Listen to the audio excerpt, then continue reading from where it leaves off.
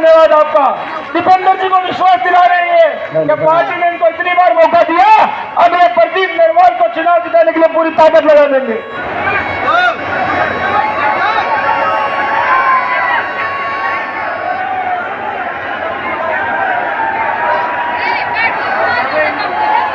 मैं जयप्रकाश जी को इनवाइट कर रहा हूं कि स्वागत भाषण करें। प्रियंका जी का ध्यान 1 मिनट के लिए मैं मेरी तरफ भी खींचना चाहता हूं। मैं उस जनरेशन का आदमी हूं जो नेहरू जी से मिला।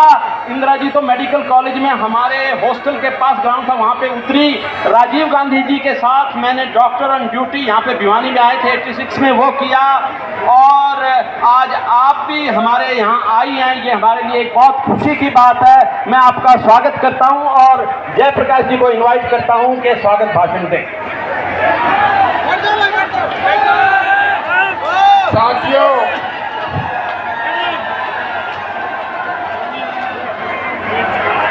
बहुत ही सम्मान की हो ऑल इंडिया कांग्रेस कमेटी की जनरल सेक्रेटरी, जो लंबे अरसे से इस देश के उस वर्ग को आगे बढ़ाने का प्रयास कर रही हैं, जो शोषित था, जो पीड़ित था, जो वंचित था, आदरणीय श्रीमती प्रियंका गांधी जी, और हमारे होनहार सांसद जिन्होंने किसान की, मजदूर की, कोरोना में हो, किसान के ऊपर संकट हो, खेल और खिलाड़ी खतरे में हो, तो आपकी लड़ाई लड़ी सड़क से लेकर के सांसद तक, और जिसने इस हिसार पार्लियामेंट क्षेत्र के हल्का उपवानी खेड़ा में एक संघर्ष करके नौजवानों को एक आस जगाई, हमारे भाई दीपेंद्र सिंह हुड्डा जी, मंच पर विराजमान होनहार नौजवान, एक साधारण गरीब के घर में, सैनिक के घर में पैदा होकर के, जिनके पिताजी ने देश की सेवा की और माता जी ने अपने बच्चों को पाला, और बच्चों को पाला ही नहीं, देश की सबसे बड़ी यूनिवर्सिटी जेएनयू के अंदर शिक्षा हासिल करवा करके आज ये कांग्रेस पार्टी ने भाई प्रदीप नरवाल को टिकट दिया है। आपके उम्मीदवार हैं भाई प्रदीप नरवाल जी और कामरेड ओम प्रकाश जी, जो पड़ोस में हमारे भिवानी से प्रत्याशी हैं। मंच पर विराजमान सभी पार्टी के नेतागण, दोस्तों, ये चुनावी सभा है। मैं प्रियंका जी का, क्योंकि आप लोगों ने मुझे यहाँ से सांसद चुन करके भेजा है, मैं स्वागत करने के लिए खड़ा हुआ हूँ, और मैं प्रियंका जी को भी कहना चाहता हूँ प्रियंका जी, जो हरियाणा में टिकटों का बंटवारा हुआ है, जैसे लोकसभा में बढ़िया टिकटें बटी थी, हवा बड़ी कि नहीं बड़ी लोकसभा में, ऐसे ही आपने हमारे भाई प्रदीप नरवाल को भेजा है।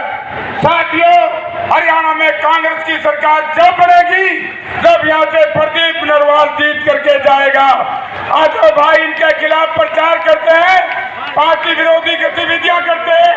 मैं आपको कहना चाहता हूं, किसी के बहकावे में मत आना, एक एक वोट कांग्रेस पार्टी और प्रदीप नरवाल को देना।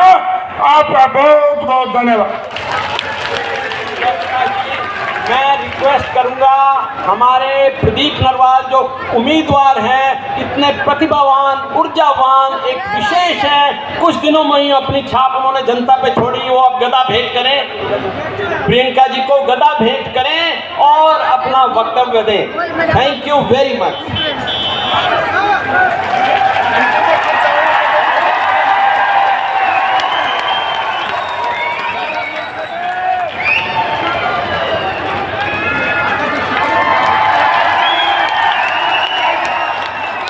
थैंक यू प्रदीप जी, एक बार आप आए माइक पे और अपना वक्तव्य दें।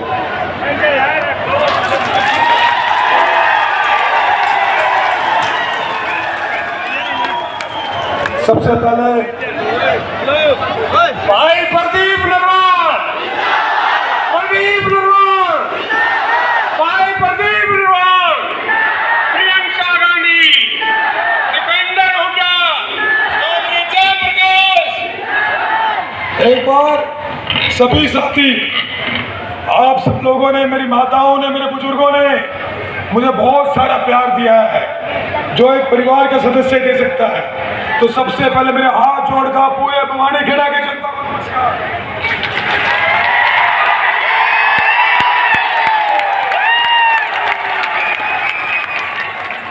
आज हम सबके बीच में मेरी नेता, इस देश की नेता, जिनकी उंगली पकड़ के मैं यहां तक आया अपने जीवन में, दीदी प्रियंका गांधी जी, दीपेंद्र हुड्डा जी, मेरे बड़े भाई, जिनके साथ उन्होंने मुझे अपनी उंगली पकड़ा के हमेशा आगे बढ़ाया। एक बार सभी लोग इस मंच से नारा देंगे, प्रियंका गांधी। पता लगना चाहिए, दीदी को पता लगना चाहिए कि भवानी खेड़ा कितने इंतजार कर रहा था दीदी का। बोले प्रियंका गांधी, प्रियंका गांधी। भाई दीपेंद्र हुड्डा, भाई दीपेंद्र हुड्डा, चौधरी जयप्रकाश। हमारे बीच में प्रियंका गांधी जी, दीदी प्रियंका गांधी जी, जो मेरे नेता भी हैं, मेरे अभिभावक भी हैं, जिनकी वजह से आप सबके बीच में मैं खड़ा हूं। बड़े भाई, जिनकी उंगली पकड़ के हरियाणा की राजनीति में मैं चला, दीपेंद्र हुड्डा जी, बड़े पिता तुल्य हिसार के सांसद चौधरी जयप्रकाश जी, हमारे बीच में स्टेज का संचालन कर रहे शिवशंकर भारद्वाज जी, मेरे बड़े भाई रामकृष्ण फौजी साहब, हमारे संदीप तंवर भाई, कॉमरेड ओम प्रकाश जी, आरएस दून साहब और सम्मानित मंच। मैं सबसे पहले दीदी के सामने एक बात बताना चाहता हूं। दीदी, जब मैं यहाँ चुनाव में उतरा था तो शुरुआत में मुझे आखिरी दिन टिकट दी गई। दीपेंद्र जी से मैं रात को मिला, दीपेंद्र जी के पास गया तो दिमाग में था कि कितने लोग मिलेंगे, कितने लोग नहीं मिलेंगे स्वागत के लिए। लेकिन दीदी, लोगों ने, मेरे भवानी खेड़ा के लोगों ने इतना प्यार दिया कि जब मैं खरग बॉर्डर पहुंचा, भवानी खेड़ा पहुंचा, तो हजारों की संख्या में लोग खड़े मिले। जब मैं जब चुनाव लड़ने निकला तो बहुत सी गलियों का मुझे नहीं पता था, बहुत सी जगह को नहीं पता था। तो मेरा केस, मेरा मुकदमा तो खुद इस जनता ने लड़ा, मेरी माताओं ने लड़ा, मेरे पिता तुल्य बुजुर्गों ने लड़ा। और जितना मैं आपका धन्यवाद करूं कम है। विधानसभा के चप्पे चप्पे में मैं घूमा, हर जगह एक ही बात सामने आई कि भवानी खेड़ा में पानी की समस्या है। और मैंने हर जगह एक ही बात कही, और अपनी नेता प्रियंका गांधी जी, जिनकी वजह से आज भवानी खेड़ा में खड़ा हूं, उनके सामने आपका बेटा प्रण लेता है कि भवानी खेड़ा का पानी लेके आऊंगा, भवानी खेड़ा का पानी लेके आऊंगा। 2 दिन पहले पूर्व मुख्यमंत्री भूपेंद्र सिंह हुड्डा जी आए थे, उन्होंने भी कहा था कि प्रदीप भवानी का पानी आएगा। और देखिए, हमारे मैनिफेस्टो में हर गांव में कहा, सभी माताओं से मिला, बुजुर्गों से मिला, मेरे युवा साथी चट्टान की तरह खड़े रहे। हमारे मैनिफेस्टो में है कि 500 रुपए का हम लोग सिलेंडर देंगे, 6000 बुढ़ापा पेंशन देंगे, 2000 रुपए महिलाओं को देंगे। लेकिन जब सरकार बनेगी, ये दीपेंद्र जी के नेतृत्व पर हरियाणा में लागू होगा। लेकिन आपका बेटा वादा करता है एक बात और, जिस गांव में गया, हर गांव ने मुझे पगड़ी पहनाई है, हर गांव ने मेरे सिर पे सम्मान रखा। गांव का तारा छोड़ा, लैंड कटा देगा, लेकिन भवानी खेड़ा के सम्मान को झुकने नहीं देगा किसी के सामने। और दीदी, पिछले 20 दिन में मेरा भी गला बड़ा खराब रहा, दवाइयों में मैं भी चला क्योंकि बड़ा इंजेक्शन हो गया। लेकिन मैं आपके सामने एक बात कहना चाहता हूँ। मुझे लगा कि 20 दिन में बहुत काम किया, लेकिन मुझे एक बात याद आई कि पिछले जितना काम मैंने 20 दिन में किया, उतना काम दीपेंद्र हुड्डा जी 20 साल से कर रहे हैं हरियाणा की राजनीति में। तो ऐसे, और हरियाणा में आज 2/3 बहुमत की सरकार बनने जा रही है। पूरी ताकत से सरकार में रहेंगे। लेकिन एक और वादा करता आपका बेटा, आपका छोरा, आपका शामी खड़ा हो गया कि इस सरकार में भवानी खेड़ा का हिस्सा होगा, भवानी खेड़ा का राज आएगा चंडीगढ़ में इस बार। बीजेपी का 10 साल तक एमएलए था, इनकी स्टेट में सरकार थी, इनकी केंद्र में सरकार थी, लेकिन भवानी खेड़ा सब डिवीजन नहीं बना। सरकार बन गई। दीपेंद्र जी के पास जाऊंगा कि एमपी साहब भवानी खेड़ा को सब डिवीजन बढ़ाओ, पहली गली में सब डिवीजन बढ़वाएंगे भवानी खेड़ा को। और मैं इसलिए बातें कर रहा हूं कि भाई कुछ पूरी अगर ऊक चूक हो जाए तो दीपेंद्र जी यहाँ बैठे ये बात बता देंगे, क्योंकि नेतृत्व में सारी चीजें आ रही हैं आपके सामने। आप सबने इतना प्यार दिया, सम्मान दिया, मान दिया, आप सबका बहुत बहुत धन्यवाद करता हूं। लेकिन एक बात कहना चाहता हूं कि मेरे लिए बड़ा भावुक पल आज का दिन कि जिस नेता की उंगली पकड़ के यहाँ तक चला वो मेरे बीच में खड़ी है। दीपेंद्र भाई ने मुझे हमेशा आशीर्वाद दिया। लेकिन दीदी एक ही बात कहता हूँ आपके सामने, जो हूँ आपकी वजह से हूँ, आपकी वजह से नेशनल सेक्रेटरी बना, आपकी वजह से यहाँ खड़ा हूँ। और बस एक ही बात कहता हूँ कि आप लोगों ने बहुत प्यार दिया है। जब स्टार्टिंग में आए तो लोग बोले इसका गांव कथुरा है।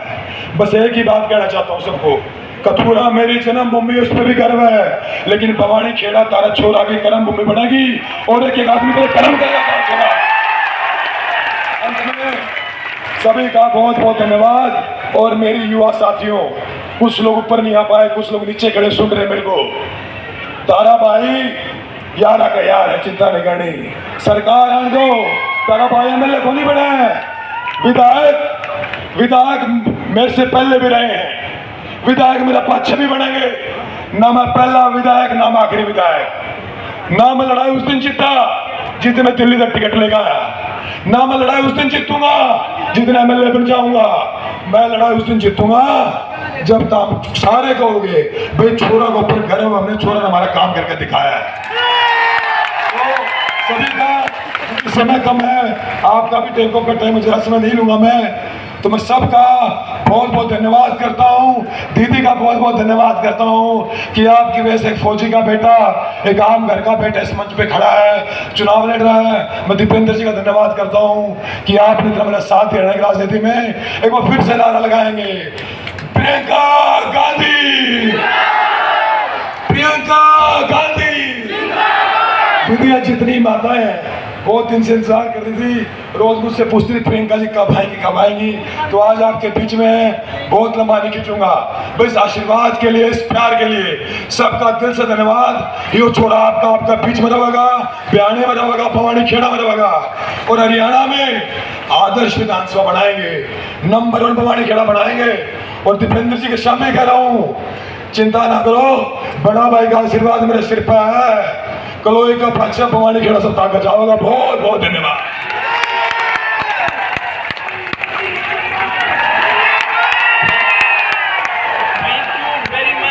प्रदीप नरवाल जी। और अब मैं ऐसी शख्सियत को बुला रहा हूं जो सबके दिल में रहती है, दिल में दीपेंद्र जी, आपने बहुत अच्छा मैनेजमेंट किया है और हरियाणा के दिल की धड़कन आप हो। और मैं 2 नारों के साथ आपको स्टेज पे बुलाना चाहता हूं। Congress party, Congress party, Priyanka Gandhi, Priyanka Gandhi, Deepender Hooda, Deepender Hooda, Jaiprakash MP, Jaiprakash MP, Pradeep Narwal, Deepender जी।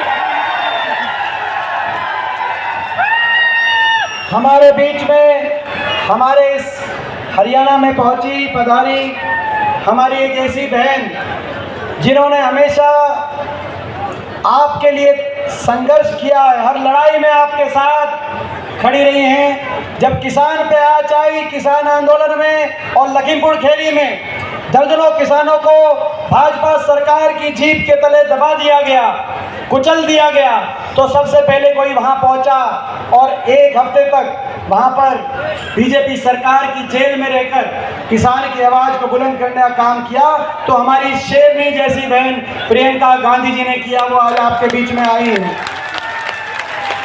जब संविधान पे बात आई, जब हमारी बेटियों पे बात आई, तो जंतर मंतर कोई सबसे पहले पहुंचा तो दीदी प्रियंका जी पहुंची। आज प्रियंका जी का मैं आप सबकी तरफ से, छत्तीस बिरादरी की तरफ से हरियाणा में पहुंची हैं। आप सबकी तरफ से बहुत बहुत मैं स्वागत करता हूं कि आज हमारी आप पावन सपाटे वीर भूमि हरियाणा में आप पहुंचे हो। और बताओ, भवानी खेड़ा के छत्तीस बिरादरी के सभी लोगों से मैं पूछना चाहता हूं, बताओ, आश्वासन दे दें प्रियंका जी को कि भवानी खेड़ा की सीट प्रियंका जी की झोली में आप डालने का काम करो। बताओ, आश्वासन दे दें तो।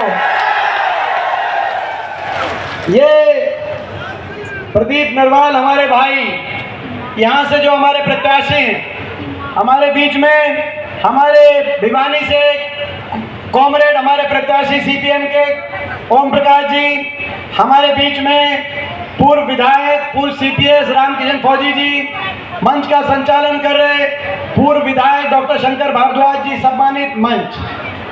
पूरे हरियाणा में क्या चल रहा है उसकी रिपोर्ट आप तक आ गई कि नहीं आ गई? क्या चल रहा है, किसकी सरकार बन रही है हरियाणा में?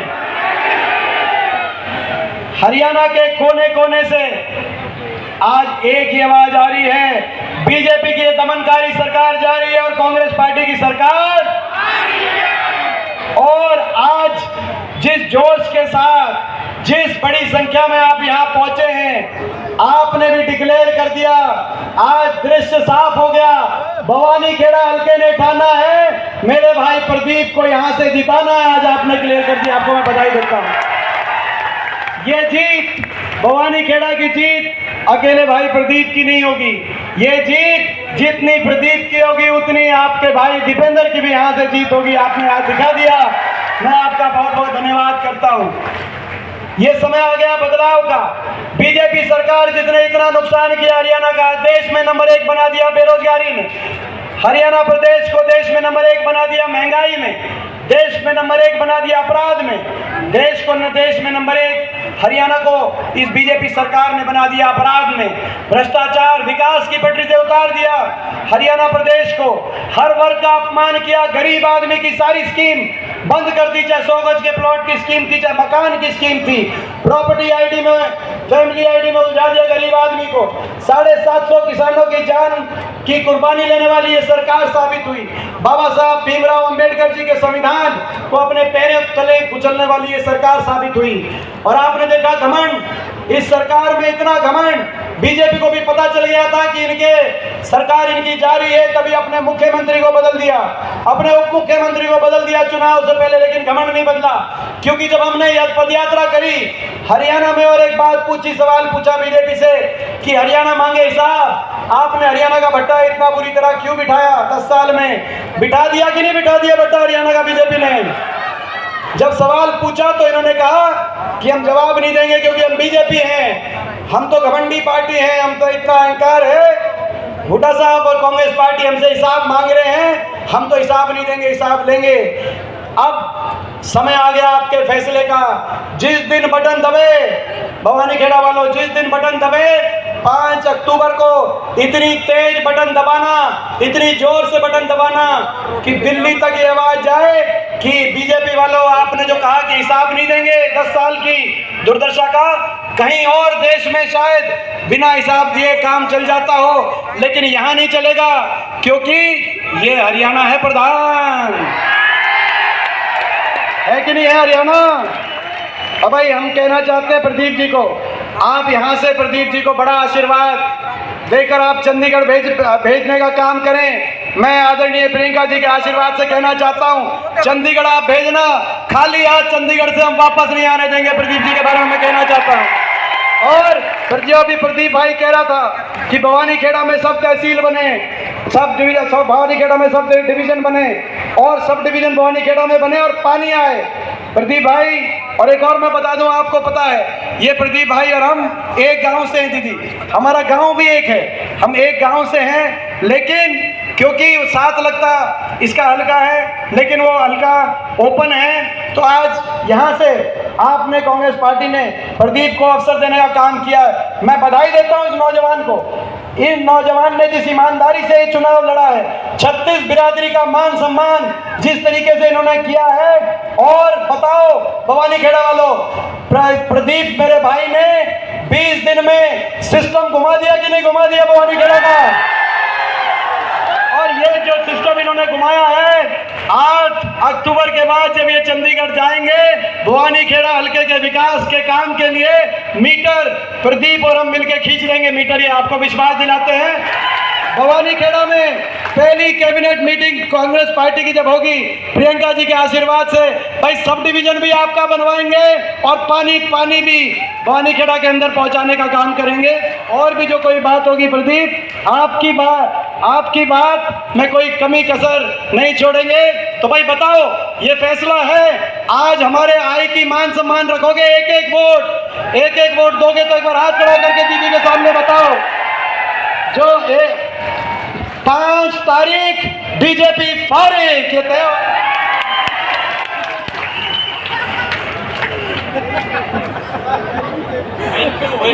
Thank you very much.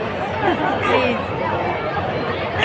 मैं अब जिस घड़ी का इंतजार था वो हम सबके बीच में आ चुकी है। मैं अपनी नेता, इस देश की नेता, जन जन की नेता, और जिनके आशीर्वाद से मैं आज यहाँ तक पहुँचा हूँ, मैं उन सबकी नेता दीदी प्रियंका गांधी जी को आमंत्रित करता हूँ आप सबके बीच में। सभी लोग आवाजें बोलेंगे, प्रियंका गांधी, प्रियंका गांधी।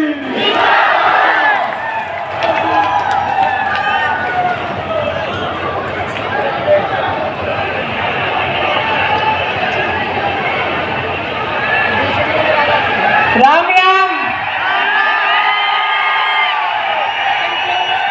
बहुत समय से बैठी हैं, गर्मी भी बहुत है, इसमें ज़्यादा गर्मी लगती है ना? कोई बात नहीं, आपको सबसे पहले तो मैं धन्यवाद देना चाहती हूँ कि इतने समय से आप सब मेरा इंतज़ार कर रहे हैं और मेरी बातों को सुनने के लिए यहाँ पे बैठे हैं, यहाँ आए हैं। श्री दीपेंद्र हुड्डा जी, बैठ जाओ प्रदीप।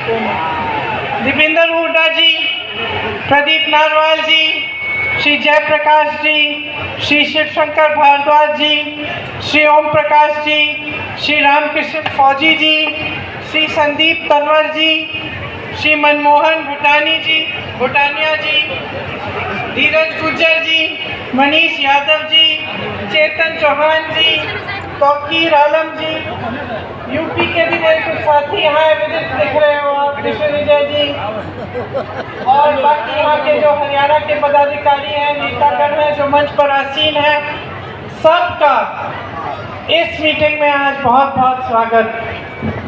देखिए, ये हरियाणा प्रदेश है, यहाँ इस धरती पर खड़े होकर बहुत गर्व होता है। आपने हमेशा हमारे देश को दिया है। आपने हिंदू धर्म का सबसे महत्वपूर्ण जो प्रवचन है, जो संदेश है, वो यहीं से उभरा। कुरुक्षेत्र की धरती पर भगवान श्री कृष्ण ने दिया देश को, दुनिया को, हम सबको, कि इस रास्ते पे चलना है, ये धर्म का रास्ता है, ये सत्य का रास्ता है, ये न्याय का रास्ता है। आपके किसानों ने दिन रात मेहनत करके, खून पसीना बहाकर इस देश का पेट भरा है। इस देश के अन्नदाता हो आप। आपने बेटे बेटियां पैदा की तो वो बेटे बेटियां इस देश की गर्व बने। आपके बेटे सरहद पे गए, शहीद हुए इस देश के लिए। तमाम जवान आज भी हरियाणा के बेटे हैं। हरियाणा की बेटियां मेहनत करती हैं, देश के लिए परिश्रम करती हैं, चाहे पहलवानी में हो, चाहे स्पोर्ट्स में हो, चाहे कहीं जाकर अपना जॉब कर रही हो, मेहनत करती हैं, कमाती हैं आपके लिए, लेकिन इस देश के लिए भी नाम कमाती हैं। तो ये वो प्रदेश है जिसने सदियों से इस देश को ताकत दी है, इस देश को सही दिशा दिखाई है, इस देश को सही रास्ता दिखाया है। तो आज आपकी परिस्थितियां क्या हैं? मेरी बहनें बैठी हैं, आपसे पूछना चाहती हूँ, कल से त्योहार का समय शुरू हो रहा है, नवरात्रि शुरू हो रहे हैं, कैसा लग रहा है? बहुत बढ़िया। खुशी हो रही है? खुशी हो रही है, त्योहार का समय है, लेकिन सच बताओ थोड़ी सी घबराहट भी हो रही है कि लिपाई पुताई करनी पड़ेगी, मेहमान आएंगे घर, सामान खरीदना पड़ेगा, खाना पकाना पड़ेगा मेहमानों के लिए, त्योहार मनाने के लिए भी सामान खरीदना पड़ेगा। थोड़ी सी घबराहट हो रही है कि इतनी महंगाई में हम कैसे करेंगे। हम दुकान जाते हैं, 5 चीज़ें लाने के लिए जाते हैं, 3 लेके आ जाते हैं, 2 कहते हैं बाद में ले आएंगे। कोई बात नहीं, घर पे खाना पकता है, सोचती होंगी आप चलो हम छोड़ देते हैं, सबको खाने दो, हम कल खा लेंगे, सुबह का खाना खा लेंगे। महंगाई से आप मुसीबतों से घिरे हुए हो, महंगाई की वजह से। अब आप मुझे बताओ, इतनी सारी समस्याएं हैं, आप बच्चों को पालती हैं, पोसती हैं, बच्चा बड़ा होता है, स्कूल की फीस भरनी होती है, बीमार पड़ जाता है, डॉक्टर के पास ले जाना है इलाज करने के लिए। तो आज जो आपकी परिस्थितियां हैं, उसमें जब जब ऐसी मुसीबत आती है तो डर लगता है कि नहीं, परेशानी होती है कि नहीं, घबराहट होती है कि डॉक्टर के पास ले जाना है, डॉक्टर को हम पैसे कैसे देंगे, दवाई खरीदनी है, इलाज कराना है, कैसे कराएंगे। इस तरह से यहाँ पे तमाम नौजवान खड़े हैं। जो नौजवान है हाथ उठाओ जरा। अब मुझे बताओ, आपको 10 सालों में कितनों को रोजगार मिला है?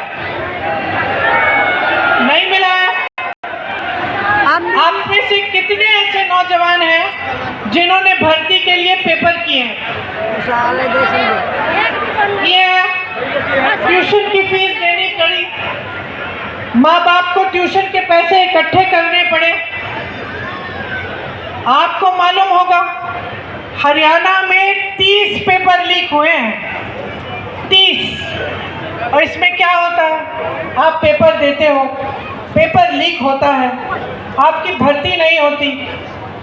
आप सोचते हो चलो मैंने पेपर दे दिया, आज नहीं तो कल भर्ती तो होनी है, कहीं और एप्लीकेशन नहीं देते हो, समय गुजरता रहता है, महीने गुजरते हैं, साल गुजरते हैं, आपकी भर्ती नहीं होती, आपको रोजगार नहीं मिलता।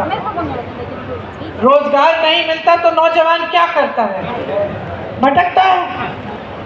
आज अगर हरियाणा में ड्रग्स की समस्या है, चिट्टे की समस्या है, तो किस लिए है? क्योंकि बेरोजगारी इतनी हो गई है।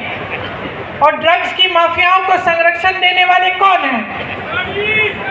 भाजपा की सरकार देती है। आपको बेरोजगार बनाने वाले कौन हैं?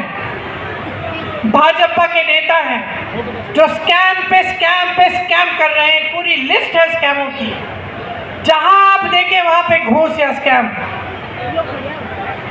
और आपके लिए कैसी स्कीम लाते हैं मोदी जी और उनके नेता? अग्निवीर जैसी स्कीम कि जाओ शहीद हो जाओ देश के लिए, सरहद पे जाओ, लेकिन अगर शहीद हो जाओगे तो तुम्हारे माँ बाप को पेंशन नहीं मिलेगा, तुम्हें शहीद का दर्जा नहीं मिलेगा। 4 सालों के लिए जाके सेना में भर्ती हो, घर वापस आ जाओ, 4 साल के बाद फिर से बेरोजगार बन जाओ।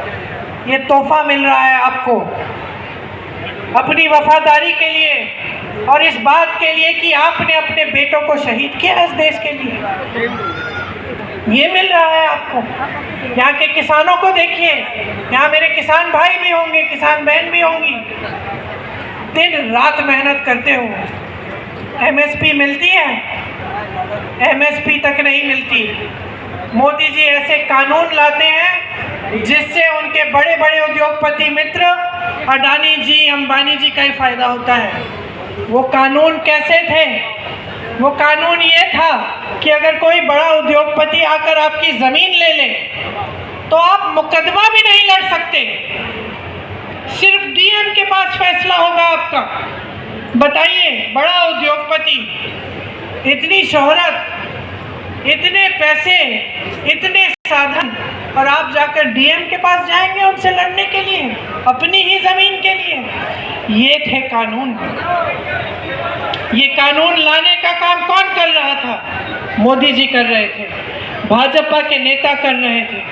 आप जहां जहां देखें हरियाणा में आपके साथ अन्याय हुआ है, आपके अधिकारों को दबाया गया है। मेरी बहनें कुछ खरीद नहीं पाती, त्योहार है खुशी से मना नहीं पाती, घबराहट होती है हर चीज़ के लिए। मेरे किसान भाई मेहनत करते हैं दिन रात, कमा पा रहे हैं क्या?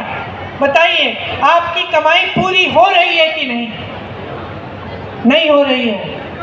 10 सालों से इनकी सरकार चल रही है, कमाई किसी की पूरी नहीं हो रही है। किसानों की नहीं हो रही है, छोटे दुकानदारों की नहीं हो रही है, नौजवान तो कमा ही नहीं पा रहे, नौकरी ही नहीं मिल रही है। जवान सरहद पे जा रहे हैं, घर पैसा भेजते हैं, वो भी पूरा नहीं हो रहा है, पेट भर नहीं रहे हैं, भविष्य उज्जवल नहीं हो रहे हैं। तो आप ये उम्मीद रख रहे थे इनसे जब आपने सरकार चुनी, जब भाजपा को आपने अपना वोट दिया 2-2 बार, तो क्या आपने ये सोचा था कि इस तरह की लूट मचेगी, कि इस देश के सारे बंदरगाह, इस देश के सारे हवाई अड्डे, सारी बड़ी बड़ी सड़कें, सारे बड़े बड़े उद्योग जहाँ से आपको रोजगार मिलता था, वो सब इन्हीं उद्योगपतियों को दिए जाएंगे? कि इस देश की ज़मीन चाहे गुजरात में हो चाहे कहीं भी हो, 1 रुपए के दाम पर इनको दी जाएगी? क्या आपने ये सोचा था? आप सोच भी नहीं सकते थे, हम खुद सोच नहीं सकते थे। हम इनके विपक्षी दल के नेता हैं, इनके खिलाफ हैं, लेकिन हम भी नहीं सोच सकते थे कि इस देश के साथ इतना बड़ा विश्वासघात होगा, कि चाहे वो सैनिक हो, चाहे वो किसान हो, चाहे महिला हो, चाहे नौजवान हो, सबके साथ धोखा किया है। और बड़े बड़े मंचों पर आकर रोज रोज आपसे वादे करते हैं जो पूरे नहीं करते, नई नई स्कीम निकालते हैं जिससे आपको लूटा जाए। सरकार के पैसे भाइयों और बहनों किसी नेता के नहीं होते, किसी के जेब के लिए नहीं होते, किसी नेता को आगे बढ़ाने के लिए नहीं होते। सरकार के पैसे आपके पैसे होते हैं। कांग्रेस की सरकारों को देखिए, कर्नाटका में सरकार है, तेलंगाना में सरकार है, हिमाचल में सरकार है। क्या कर रही है कांग्रेस की सरकारें? आपका पैसा आपकी जेब में डाल रही हैं।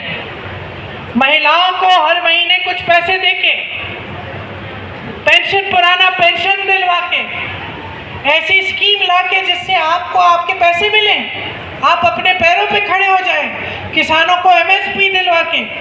और यहाँ क्या हो रहा है? जहाँ जहाँ भाजपा की सरकार है, वहाँ जो आपके पैसे हैं, जो आपका हक है, वो आपसे छीना जा रहा है, बड़े बड़े उद्योगपतियों के जेब में जा रहा है। बड़े बड़े उद्योगपतियों की आप शादियाँ देखिए, किस तरह से जश्न मना रहे हैं, इतने बड़े बड़े गहने, समझ में ही नहीं आता कि कहाँ से आते हैं इतने सारे पैसे।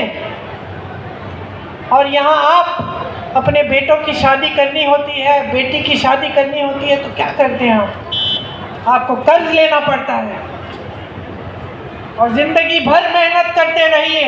आजकल इतना लगता है कि कर्ज नहीं चुका पाएंगे, तो आप मेहनत करें, आप पसीना बहाएं, आप खून बहाएं और आपसे लूटा जाए। बड़े बड़े उद्योगपति फूले फले।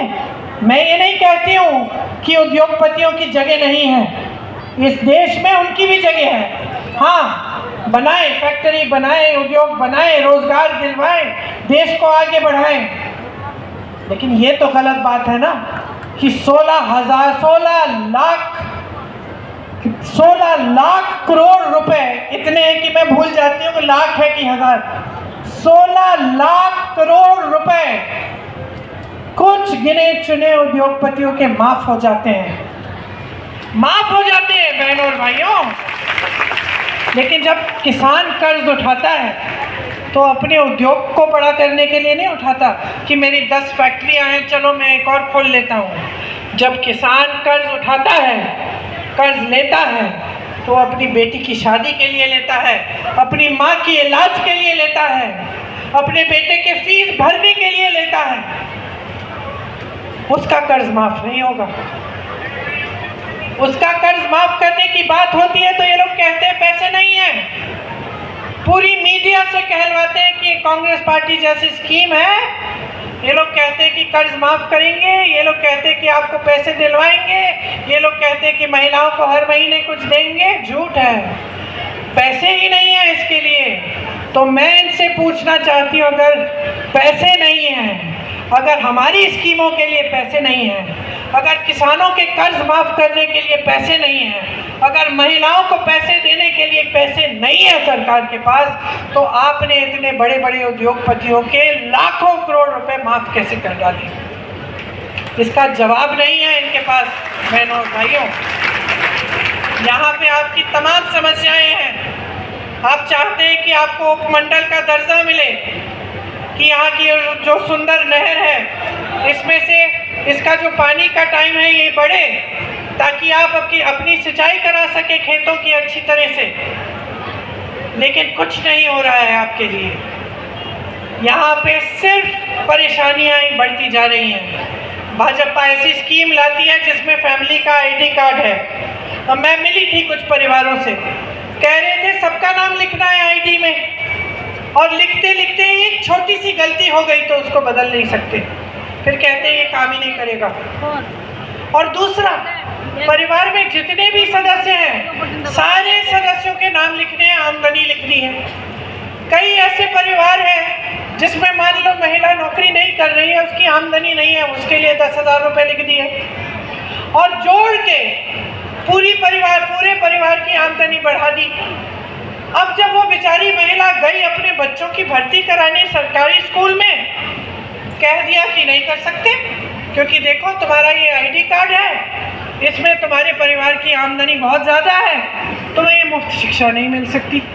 तो बेचारी के बच्चे बैठे हुए हैं घर पे, स्कूल नहीं जा पा रहे। नौकरी का एप्लीकेशन भरना हो, कहते हैं कि भाई तुम्हारे परिवार की आमदनी बहुत ज़्यादा है, तुम्हें नौकरी नहीं मिल सकती, तुम एप्लीकेशन ही नहीं भर सकते सरकारी नौकरी का। ये क्या बातें हो रही हैं? हर स्तर पर आपके साथ गलत हो रहा है। और ये जो बातें हैं, जो गैस सिलेंडर का दाम है, किस तरह से आप फीस भर रहे हैं, किस तरह से बच्चों की शादियों के लिए कर्ज लेना पड़ रहा है, किस तरह से खेती से कमाई नहीं हो रही है, बड़ी मुश्किल से थोड़ा बहुत कमाया जा रहा है। आपको लग रहा है कि मोदी जी, खट्टर जी, यहाँ के मुख्यमंत्री जी ये बातें समझ भी रहे हैं? वो जान रहे हैं कि ये मुसीबतें हैं आपकी? मुझे नहीं लगता, क्योंकि अगर जान रहे होते तो ये फैमिली आईडी वाली स्कीम नहीं निकलती, ये अग्निवीर जैसी स्कीम नहीं निकलती, ये हमारे सारे बंदरगाह, हमारे सारे एयरपोर्ट, हमारी सारी ज़मीनें जो देश की हैं वो अपने बड़े बड़े उद्योगपति मित्रों को नहीं देते। अगर जानते तो कम से कम कोशिश तो करते कि किसी न किसी तरह से मदद करते आपकी। तो या तो जान नहीं रहे हैं, या फिर इनकी नीयत ठीक नहीं है, या फिर इनकी नीयत यही है कि जनता को लूटो, देश आगे बढ़े ना बढ़े, जनता आगे बढ़े ना बढ़े, बस हमारी सत्ता रहनी चाहिए। और चुनाव के समय जाति के नाम पर, धर्म के नाम पर जनता को बांट दो। यही एक काम उन्होंने किया है इस देश में, जनता को बांटा है। जनता को जातियों में, धर्मों में बांट बांट कर, फूट फैलाकर, आपसी नफरत फैलाकर यही काम किया है। मेरे ख्याल से इन्होंने कभी संघर्ष देखा ही नहीं है, कभी दुख झेला ही नहीं है। जिस तरह से आप रोज झेल रहे हैं, जिस तरह का आप दर्द रोज झेलते हैं, देखते हैं, एक रोटी को बनाने के लिए, खाने के लिए, वो इतनी सी कमाई के लिए जितना संघर्ष आप कर रहे हैं, मुझे नहीं लगता इन लोगों ने किया है। अभी मैं विनेश जी के यहाँ से आ रही हूँ, जहाँ विनेश लड़ रही है, गर्व से मेडल लाई इस देश के लिए। क्या किया उसके साथ, क्या किया?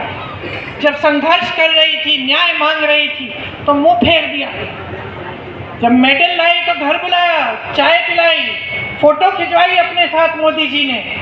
जब उसने कहा मेरे साथ अन्याय हो रहा है, मुंह फेर दिया।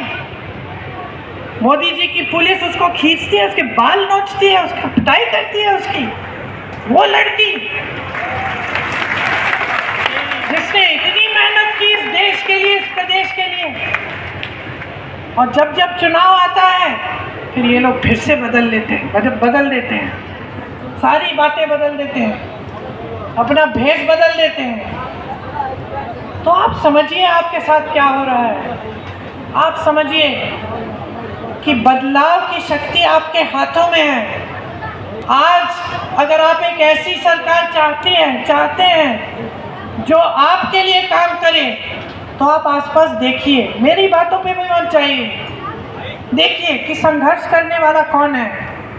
ये दीपेंद्र जी बैठे हैं, जानती हूँ अच्छी तरह दीपेंद्र जी को, मैं सालों से देख रही हूँ। और ये मत समझिए कि सिर्फ इनकी बातों पे मैं कह रही हूँ, मैं पूछती हूँ लोगों से, हरियाणा से कोई आता है मैं पूछती हूँ, दीपेंद्र जी मिलते जुलते हैं लोगों से, गांव में जाते हैं, संघर्ष करते हैं, मेहनत करते हैं, हमेशा यही पता चलता है कि मेहनत करते हैं, कि इनका घर इनके दरवाजे आपके लिए 24 घंटे खुले रहते हैं। ये प्रदीप नरवाल जी हैं,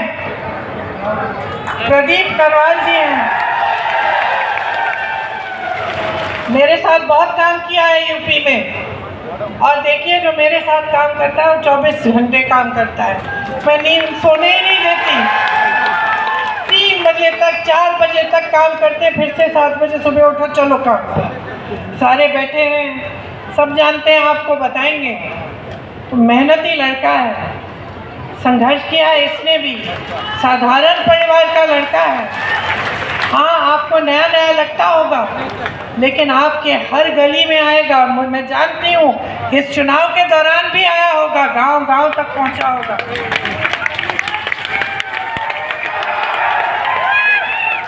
देखिए, जब हम नेता को चुनते हैं ना,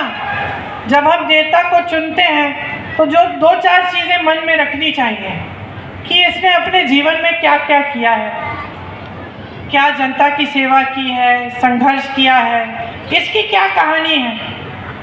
हम लोग देखते हैं, चलो इस नेता ने संघर्ष किया है, या इस परिवार ने अपने देश के लिए शहीद किए हैं, अपने परिवार के सदस्य शहीद हुए हैं, या फिर इस परिवार ने काम किया है, या चलो ये नया लड़का है, बहुत मेहनत करता है, दिन रात मेहनत करते हुए देखा है हमने, संघर्ष करते हुए देखा। तो एक तो ये बात होती है। दूसरी बात होती है कि जहाँ जहाँ इन्होंने काम किया है वहाँ क्या हो रहा है। तो जहाँ जहाँ, जैसे दीपेंद्र जी भी इतने समय से हरियाणा में काम कर रहे हैं, रोहतक में काम करते हैं, अपने क्षेत्र में काम करते हैं, तो आपने खुद देखा होगा कि हाँ भाई, इनके समय में क्षेत्र में परिवर्तन आया, नौजवानों को थोड़ा रोजगार मिल रहा था, हमारी कमाई इतनी मुश्किल नहीं थी। तो ये भी देखते हैं हम। और फिर हम नेता की नीयत देखते हैं कि नेता जो हमें बता रहा है, जो कह रहा है, उसमें सच्चाई है कि नहीं है। आप मेरे परिवार पे भरोसा करते हो, 4-5 पुश्तों से हम सेवा कर रहे हैं। जवाहरलाल नेहरू जी से पहले उनके पिताजी, फिर जवाहरलाल नेहरू जी, फिर इंदिरा जी, फिर राजीव जी, सोनिया जी, और आज राहुल जी और मैं। तो क्यों भरोसा करते हो? भरोसा इसलिए करते हो क्योंकि आपने खुद देखा कि जब इंदिरा जी कुछ कहती थी तो करके दिखाती थी। जो राजीव जी थे, देश के लिए शहीद हुए, देश की सच्चाई के लिए लड़ते लड़ते शहीद हुए। नेहरू जी थे, देश की गली गली में घूमे, देश की जनता के लिए आवाज़ उठाई, स्वतंत्रता के लिए लड़े। तभी तो आप भरोसा करते हो कि हाँ, ये लोग जो कहते हैं वो करके दिखाते हैं, इनकी नीयत ठीक है कि नहीं? घर में आप हंस रही हैं। घर में जब बेटी की शादी करनी होती है, लड़का लड़के का परिवार आता है, लड़का आता है, तो नियत देखती हो ना। अच्छे परिवार का भी हो, बड़े बड़े महल भी हो उसके पास, सब कुछ हो, अच्छी नौकरी हो, अच्छा कमा रहा हो, लेकिन आपको अगर लगा कि इसकी नीयत ठीक नहीं है, शादी नहीं कराओगे, कोई नहीं कराएगा। क्योंकि इंसान की नीयत एक बहुत ही महत्वपूर्ण चीज़ होती है, और सिर्फ घर परिवार में नहीं, नौकरी में, रोजगार में, खास तौर से राजनीति में। क्योंकि अगर नेता की नीयत ठीक नहीं होती, कुछ भी कर सकता है। सत्ता होती है, अहंकार हो जाता है, चमचों से घिर जाता है। मोदी जी के साथ यही हुआ है, मोदी जी घिर गए हैं चमचों से, कोई सच बताने वाला है ही नहीं। एक दिन एक मुख्यमंत्री, अगले दिन दूसरा मुख्यमंत्री बदल देते हैं, मंच पे आते हैं, ऐसी ऐसी बातें करते हैं कि पूरा देश जान रहा है कि सच नहीं है। पूरा देश देख रहा है कि अरे मोदी जी सच नहीं बोल रहे हैं, और मोदी जी कहे जा रहे हैं। तो नीयत बहुत ही ज़रूरी है। और यहाँ मंच पे बैठे हुए दीपेंद्र जी और नारवाल जी दोनों की नीयत साफ है। दोनों जानते हैं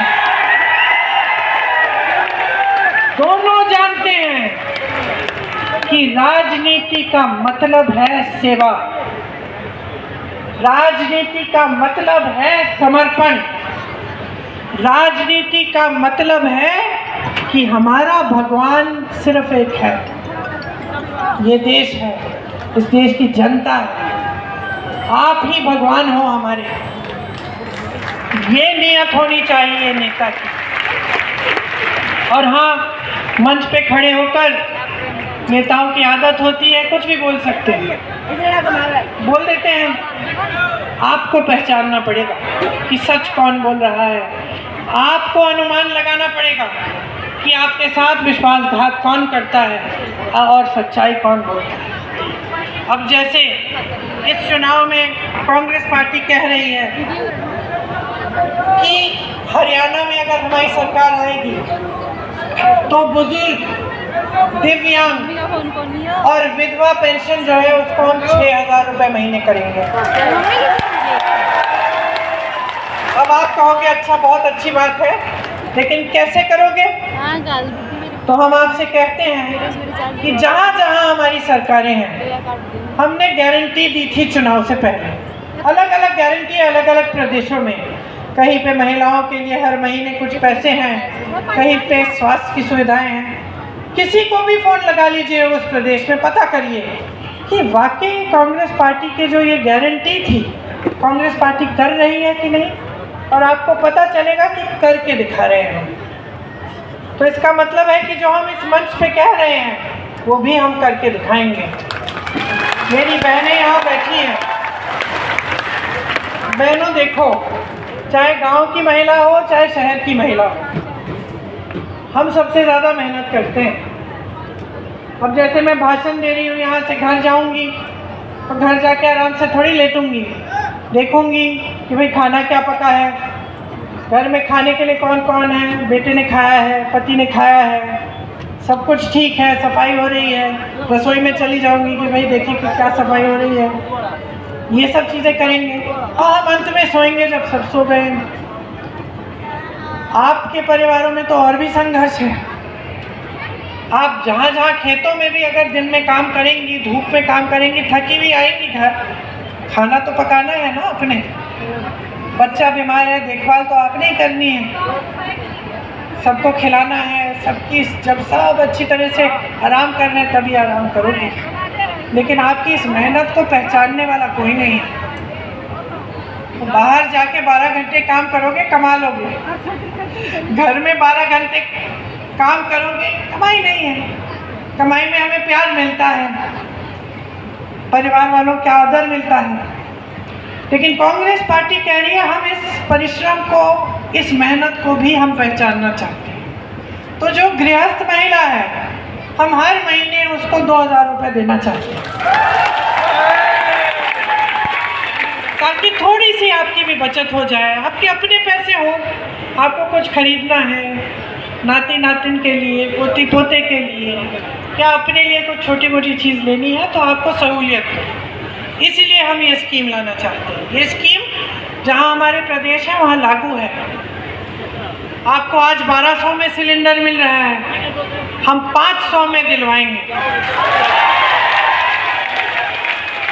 राजस्थान में हमारी सरकार थी, राजस्थान में हमारी सरकार ने एक बहुत अच्छी स्कीम लागू की। उसमें 25 लाख रुपए तक गरीब परिवारों में जिसका भी इलाज कराना था, कोई सी बीमारी हो उसका इलाज मुफ्त हो रहा था। स्वास्थ्य बीमा जो था 25 लाख, लोगों के हार्ट के ऑपरेशन, किडनी के ऑपरेशन, बड़ी बड़ी कैंसर जैसी बीमारियां, उनका सबका इलाज हो रहा था, एक पैसा नहीं देना पड़ा। सिर्फ जो रजिस्ट्रेशन भरने का पैसा था 100-150 रुपये वही जा रहा था। वो स्कीम हम हरियाणा में भी लागू करना चाहते हैं। 300 यूनिट बिजली अगर हमारी सरकार आएगी तो आपको 300 यूनिट बिजली मुफ्त में मिलेगी। जो बेसिक शिक्षा और स्वास्थ्य की सुविधाएं हैं वो आपको मुफ्त में मिलेंगी। गरीब परिवारों को 100 गज का प्लॉट और 2 कमरे का मकान मिलेगा। और मेरे भाई हमेशा कहते हैं, जहाँ जहाँ जाते हैं, 8000 किलोमीटर की यात्रा की है उन्होंने देश भर में। सबके पास गए हैं, बढ़ाइयों के साथ काम समझने के लिए, किसानों के साथ खेती को समझने के लिए, महिलाओं के पास गए हैं कि आपकी क्या समस्याएं हैं। जो ट्रक चलाते हैं उनसे बात की है, जो टैक्सी चलाते हैं उनसे बात की है, जो कुरियर का काम करते हैं, जो छोटे मोटे कारोबार करते हैं उनसे बात की। सबसे समझने की कोशिश की कि आपकी समस्याएं क्या है। और उन्होंने कहा और समझा कि आज भी हमारे देश में बहुत अन्याय है। तो उन्होंने सोचा कि देखिए, जाति जनगणना होनी चाहिए और ये तय किया है कि हमारी सरकार आएगी हरियाणा में तो जाति जनगणना करेंगे, हम करवाएंगे। क्यों? ये जानने के लिए कि किसकी कितनी कितनी आबादी है, क्या उसकी आबादी के तहत या जो उसकी क्या क्या समस्याएं हैं उसके तहत उनको सुविधाएं मिल रही हैं कि नहीं, क्या जो सरकारी स्कीमें हैं वो वहाँ तक पहुँच रही हैं कि नहीं, क्या आरक्षण है सबको मिल रहे हैं कि नहीं। और ये एक जाति दूसरी जाति की बात नहीं है, ये बात है कि जब हम समझेंगे कि कितनी कितनी आबादी है, जब जाति जनगणना होगी और जब बड़ी जातियों के भी जो गरीब लोग हैं उनकी भी हमें समझ होगी कि किसके पास क्या है, क्या सुविधा मिल रही है, तभी अच्छी तरह से जो सरकार की सुविधाएं हैं, जो सरकार जो आरक्षण होते हैं वो सब अच्छी तरह से सबके लिए हो पाएंगे। तो ये भी एक हमारा लक्ष्य है कि हम इसको करेंगे। क्योंकि जैसे मैं कह रही थी, भाई कहते हैं कि बड़े बड़े उद्योगपतियों को आप देखिए, बड़ी बड़ी मीडिया के जो कॉर्पोरेट जो कंपनियां हैं उनको आप देखिए, जो बड़े बड़े अधिकारी हैं जो इस देश में सारे बड़े निर्णय लेते हैं उनको आप देखिए, तो उनमें 90% से ज़्यादा आपको ये दिखेगा कि जो ओबीसी है, जो दलित है, जो एसटी है, उनका प्रतिनिधित्व नहीं है। तो वो चाहते हैं कि सब आगे बढ़े, एक साथ आगे बढ़े, सबका विकास हो। और जैसे हमें हमारे संविधान में लिखा है वैसे ही होना चाहिए कि सबका समान अधिकार हो। इसीलिए सबको एक वोट दिया गया है संविधान में।